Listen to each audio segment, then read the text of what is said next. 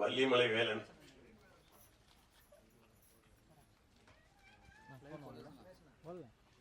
விழாவிற்கு சிறப்பிக்க வந்திருக்கக்கூடிய வெற்றி இயக்குனர் உதயகுமார்,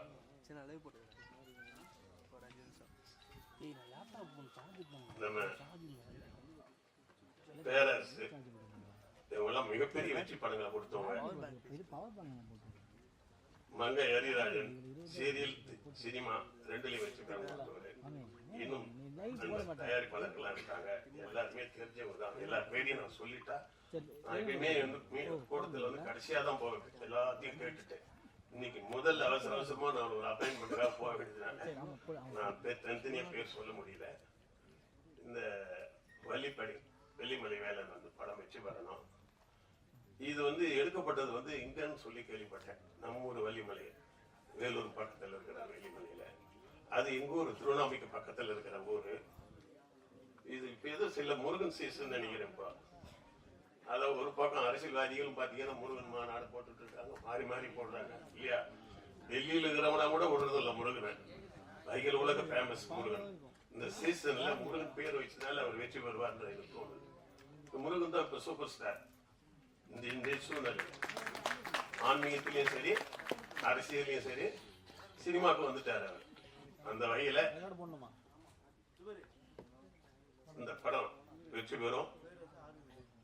போடும்போது நீங்க விளம்பரம் போடும்போது கூட அப்படி ஓரமா ஒரு வேல் போட்டிருக்கீங்க, அது கொஞ்சம் முருகர் கூட கொஞ்சம் ஒன்று போட்டுருங்க ஓரமா. அதாவது ஆன்மீக படம் மாதிரி இருக்க கூடாது, ஆனா முருகர் ஏதோ உங்க எங்பால் மாதிரி இருக்கட்டும். அதுக்கு வந்து சீசன் இருக்கு. இப்ப உதாரணத்துக்கு பள்ளிக்கூடத்துல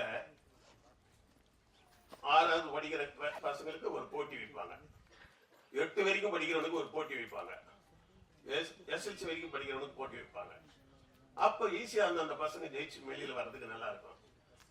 6ல இருந்து எஸ்எல்சி வரைக்கும் எல்லாருக்கும் ஒரே மாதிரி ஓட்டு பண்ணி வச்சா அவன் வீக்கா இருந்தா கூட எஸ்எல்சி படிக்கிறது தான் ஜெயிப்பான். 6வது படிக்கிறவன் என்னதான் ஒன்னாலும் அந்த பெரிய பசங்க கூட போட்டி போட முடியாது. ஒரு காலகட்டத்துல இங்கெல்லாம் சில்வர் ஜூபிலி படம் கொடுத்தவர் உதயகுமார்லாம். அவர் படம் தெரியும் உங்களுக்கு, நல்லா தெரியும் உங்களுக்கு. சரி, இன்னைக்கு ஒரு பேரரசு, விஜயகாந்த் எல்லாருக்கும் நல்ல நல்ல படம் கொடுத்தாங்க. இவங்க படங்கள்லாம் மிகப்பெரிய வெற்றி பெற்றது. ஆனா அதே அவங்க எல்லாம் இப்ப படம் எடுத்து ரிலீஸ் பண்ண விட ஜெயிக்கிறது கஷ்டம். என்ன காரணம்? அப்ப நாங்க படம் எடுக்கும் போது என்ன இருந்ததுனாக்கா, பெரிய படங்கள் கூட 250 படத்துக்கு மேல ரிலீஸ் பண்ண முடியாது. 4000 தேட்டர் இருக்குதுன்னா 250 படம் தான் பெரிய படம் ரிலீஸ் பண்ணோம்னா போலீஸ் கவுன்சில்ல இருந்த பொறுப்பில் அதனால இருக்காங்க கேட்டுப்பாரு. நாங்க ரூல்ஸ் கொண்டு வந்து வச்சிருந்தோம். எல்லாரையும் ஒரே நேரத்தில் ரிலீஸ், 200க்கு மேல ரிலீஸ் பண்ணாத. அப்புறம் மீடியமா படங்கள் 100 படம் தேட்டர், சின்ன சின்ன படங்கள்லாம் 50 தேட்டர்னு விட்டா என்ன ஆகுதுன்னா எல்லாருக்கும் தேட்டர் கிடைக்கும். நீங்க என்ன பண்ணிட்டாங்கன்னா கேட்டை திறந்து விட்ட மாதிரி விட்டுட்டு ஒரு படம் பெரிய படம் ரிலீஸ் ஆனா 2000 தேட்டர் மொத்த தேட்டர் நீயே போட்டா அப்புறம் மீதி பேருக்கு எப்படி தேட்டர் கிடைக்கும்? அப்ப நீ தேட்டர் போடுற அங்க போட்டு சமீபத்தில் ஒரு வெற்றி தேட்டர் நண்பர் ஓனர் சொன்னார், ஒரு படம் ஒண்ணு நல்ல படங்க, சின்ன படம் போட்டேன், 2வது வாரம் நல்லா வந்தது, திடீர்னு ஒரு பெரிய படம் வந்துச்சு, தூக்கி போட்டேன். அந்த பெரிய படம் வந்துட்டா எப்பயுமே ஒரு பெரிய வசூல் வரும்னு போட்டோம், பார்த்தா அது 2 வாரம் கூட ஓடல. மறுபடியும் அந்த தூக்கி போட்டு சின்ன படத்தை தூக்கி போட்டு அது 4 வாரம் ஓடிச்சிருந்தேன். இது எப்படி ஆகி போச்சு பாருங்க. ஆக பெரிய படம் சின்ன படங்களை ஒன்னா வர்றதை விட அழிவு சாதாரண விஷயம் இல்லை. அது எப்படின்னா 5 வயசு பையன்கிட்ட வந்து 40 வயசு பயில்வான் சண்டைக்கு போற மாதிரி. ஆக பெரிய படங்கள் வந்து நசுக்காம இருக்கணும்னா, ஒழுங்கா இருக்கணும்னா கண்டிப்பா வந்து பெரிய படங்கள் சின்ன படங்கள் வெற்றி பண்ணா, பெரிய படங்கள் வேணாம்னு சொல்ல, அது தனித்தனியா வரணும். ஜனவரியில பெரிய படங்களா வந்ததுன்னா பிப்ரவரியில சின்ன படம் வரணும், மறுபடியும் மார்ச்ல பெரிய படம் வந்து அது ஒண்ணுக்கு ஒண்ணு கிளாஷ் ஆகக்கூடாது. இப்ப பெரிய படம் இந்த மாசம் வராது ரூல்ஸ் அப்படி இருக்குன்னா சின்ன படத்தை கூடுவான் தேட்டருக்காரன், அவனே வந்து தேட்டர் கொடுப்பான், அட்வான்ஸ் கொடுப்பான். நல்லா படம் ரிலீஸ் பண்ணும்போது உதய தேட்டர் 5 லட்சம், இவங்க 5 லட்சம் கொடுப்பாங்க. இங்க அண்ணா தேட்டர், இவங்க சின்ன படம் தான், அண்ணா தேட்டர் இவங்க அபிராமி எல்லாம் 5 லட்சம் கொடுப்பாங்க அட்வான்ஸ். இப்ப போய் நான் படம் எடுத்து வச்சிருக்கிறேன் கேட்டா எங்கிட்டே காசு கேட்கறான், அவன் தேட்டருக்கு முன் பணம் கொடுக்கணும்னு கேட்கறான்.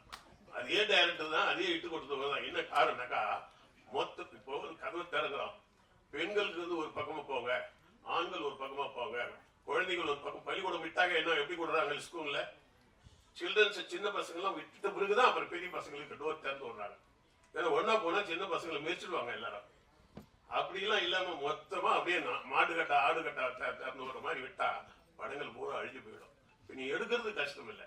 இதை ரிலீஸ் பண்ணும்போது நல்ல தேட்டங்களை பார்த்து ரிலீஸ் பண்ணணும். ரெண்டாவது, இந்த டெக்னீஷியன்ஸுங்க எல்லாரையும் நான் கேட்டுக்கிறேன், படம் எடுக்கிறது ப்ரொடியூசர் வேலை மட்டும் அல்ல.